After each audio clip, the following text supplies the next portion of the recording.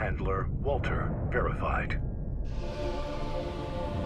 Activating cerebral coral control device. Augmented human C4621 has awakened.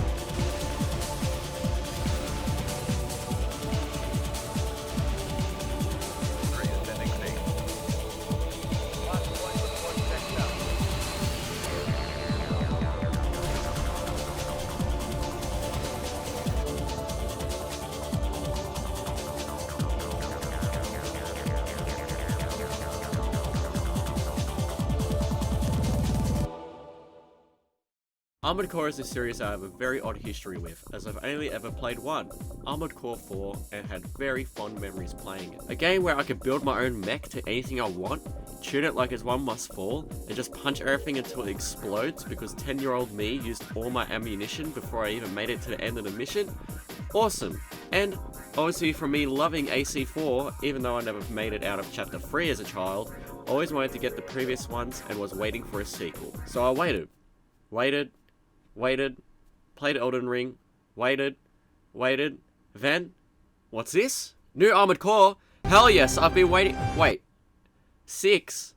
Armored Core 6? There was a 5? Yes, it seems I completely missed Armored Core 5 due to me being a kid that didn't have internet at home. And what's this? There was another Armored Core 4? How come I've never heard anyone mention these or even seen it anywhere? Well, turns out, as much as I loved AC4, it wasn't really a popular series in the West, apart from people that played the originals all long ago. So when new ones came out, no one was really talking about it apart from online. Well, with AC6's release, that will kind of change, and now more people than ever are into the series as much as I am. Armored Core 6 is a near perfect game in my eyes, in many aspects. Gameplay, story, soundtrack, graphics, and so much more. Keep in mind, I said near perfect, which I'll get to throughout this video. I'm going to start with the combat gameplay. Now, this was the most big changes, mainly with the targeting system and stagger system. In older Armored Cores, they all had something called soft lock, where you had to actually keep your camera on the enemies in order for your AC's targeting system to actually work. However, depending on how you built your AC, it could turn really quick or turn extremely slow, which meant in order to use a more armored and firepower based Armored Core, you had to have a lot of skill to actually focus on the enemies enough to kill them, as you were limited in movement speed with rotation. Especially when in 1v1 situations where most of the time, the opponent will be doing their best to try to get behind you.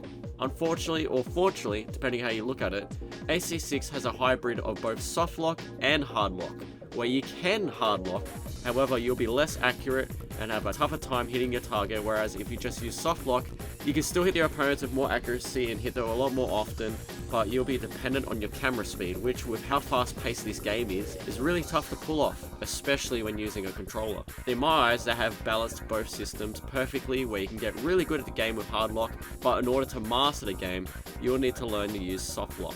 The other thing that saw major changes was the stagger system, or also known as the attitude system. In the new Armored Core, there's more emphasis on this system, since if you want to deal massive damage, staggering your opponent will allow your damage to go straight through defenses. It allows the use of the direct damage component of your chosen weapon. Now, this system has existed since AC1 as stability, however, I don't think it gave you any damage bonus apart from them not moving for a second or two, which adds up to a lot of damage in older ACs. Also, in AC4, you wouldn't really worry about this system unless you really stuffed up. So I think it's a good repurposing of the old stability into something that actually takes a factor in making your AC, especially with the amount of enemies and bosses that will push your limits as an AC pilot and try to draw out your AC's shortfalls. Speaking of enemies and bosses, the variety of enemies in this AC is just so much, and those different enemies will also have their own different variations as well. One minute you'll be taking down just normal mechs, helicopters and some defense turrets, and the next minute you'll be dealing with invisible unknown PCA mechs that have long whips and can snipe you from anywhere until you use your scanner to locate them, and also have actual native wildlife that explodes as goo right next to you when you're in a narrow cave system where the only way to go through it is to go deeper. This constant barrage of different enemies doesn't just stop with fodder, but also with bosses. You're not only fighting other AC pilots, but also big mining ships, cleaner bots, big helicopters, ancient defense systems powered by Coral, and so much more. At a certain point, the game chucks so many different bosses and enemies with very different ways of dealing with them that you kind of get overwhelmed in a good way with the flood of everything. And if you can keep up your pace in killing all of them, you feel like nothing can stop you. Yes, you might verse like 2 or 3 bosses more than once, but they put you into different situations and kind of make sense in a storytelling way, which I'll get into later on. Now, the most important thing with piloting your AC is how you've built it, which I'm proud to say, this AC might be the best one apart from some missing features from older ones. Again, the variety is insane and it's viable to use anything, even more so with recent updates. You're not restricted to using a specific build for any of the story components of the game. You want to be a Gundam with a laser sword? Go for it. You want to be a lightweight AC with fast light weapon? Go for it. A spider leg tank with 2 miniguns and twin missile launchers? Go for it. If you're good enough with what you have, there's no wall requiring you to use a specific weapon or have to have a certain AP value or anything.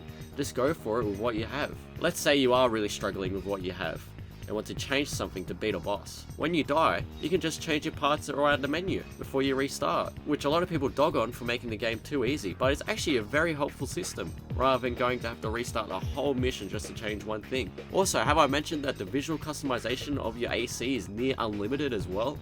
You can make your AC have war marks, different materials and colors. You can put decals anywhere you want, also use community made decals as well. There's infinite possibilities of whatever your playstyle and how you want your AC to look. Speaking of looks, the graphics in this game are so good. The use of lights through dark or dusty areas, the particle effects, the screen space reflections, even the attention to detail of the effects of your mech depressurizing when you come to a stop. It's insane the amount of detail this game has with so many little things that it turns big things even more breathtaking. Every moment of this game I was in awe on every mission, and even in the garage with the ray tracing. The UI is also very good in a minimalist way, where it's not so toned down that you can barely tell what you're doing, but it's not so in your face that it gets in the way. The soundtrack is also really good. However, there's one big problem I had with it, being, why the hell is the music volume so low on default? When I started playing, I didn't even recognize the music until around the Mining Strider mission, when I asked myself, is that music I can hear? And when I checked the settings, the music was really low for no reason. The soundtrack is extremely important for the vibe of Armored Core games, or any game for that matter, so to have that too low is really bad for the atmosphere of the game. Other than that, the soundtrack has a lot of bangers, some of which that I can name is Contact With You and Rusted Pride. Story-wise, this might be the best story in an AC in a long time. The story in most ACs were kind of background noise, apart from Armored Core 4 Answer and Armored Core 5. So to have the story to actually have out of mission sequences and actually have consequences depending on the missions you have done, or even trigger dialogue if you haven't done certain things, is a massive immersion creating part of the game, which makes people feel more attached to the characters and what they will decide for the fate of Rubicon, the planet where all these missions take place. To keep it short, you're a mercenary that does jobs under the control of Walter. He's pretty much the hand that holds you on a leash and gives you the jobs you are to complete. However, one job you go on will go wrong and you'll be engulfed in coral, a natural substance found only on Rubicon, which is being exploited as a power source. However, this engulfing of coral has made you come into contact with Air, who is a disembodied Rubiconian that is communicating to you through the coral. That's all I'm going to say to not spoil the game for people that haven't played it. And yes, the story can be somewhat confusing, but the further you go into the game, the more it starts to make sense. One major thing with the story is that the game requires a minimum of 3 different playthroughs of the story in order to truly complete the game, with every playthrough giving you more missions, more choice,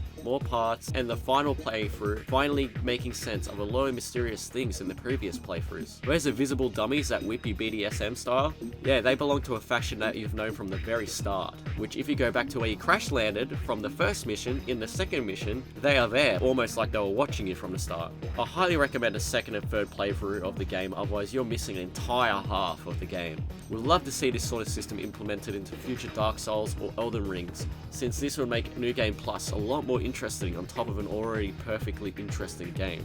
All these combinations of things make me love Armored Core 6 so much, and it's by far my favourite game of the year and is up there with all the other great releases we've had in 2023. But also, it's great to see FromSoft reviving what was seemingly a dead series for a new audience. If only companies such as Rare, Bethesda, and others would actually revive some fan favorite series of old as well. All in all, I think Armored Core 6 is the perfect game for newcomers and veterans of the series, because yes, it has turned the difficulty dial up compared to previous ACs for prior fans of the series, while also gives a lot of helpful features and mechanics that help newcomers get involved and actually progress in the story of the game. Plus, there's so much detail and passion they have put into the game, you can just feel it when you play it and see it. I highly recommend the game for everyone to play, even if it's not the usual game you play, and thank you FromSoft for making all those Souls games just so you can get people into the Armored Core series. I hope you guys enjoyed the video, like and subscribe, and I'll see you guys next time.